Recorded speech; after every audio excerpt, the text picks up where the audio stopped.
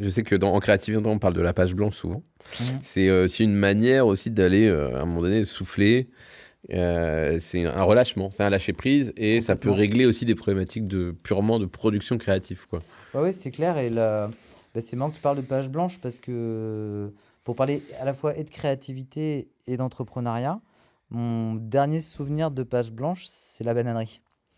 C'est le jour où il a fallu se mettre devant les plans du lieu Hmm. parce que quand j'ai acheté le lieu, je savais que je voulais y faire quelque chose, mais je l'ai acheté avant de savoir ce que j'allais faire. Mais j'étais sûr qu'il y avait un truc à trouver autour Hmm. de l'audiovisuel, de la rencontre, de la transmission. C'était sûr qu'il y avait quelque chose. Hmm. Et autant sur un scénario, bah, les pages blanches, j'ai assez vite trouvé, tu vois, une façon d'écrire. Autant la bananerie, ça a pris ouais, quasiment 2 ans Hmm. de la page blanche avant de réussir à savoir. Et dans l'entrepreneuriat, c'est quand même assez rare de mettre la créativité à ce niveau-là. Hmm. Normalement, elle est plutôt sur l'invention tu vois, d'un produit, de quelque chose, et Hmm. après, tu lances ton business ou ce que Hmm. tu fais. Et là, c'est l'inverse. C'est le lieu Ouais, t'avais un le- prototype en tout cas, J'avais une que sensation t'avais un truc, une tu intuition, vois, quoi. ouais, Ouais. une intuition, une Hmm. sensation.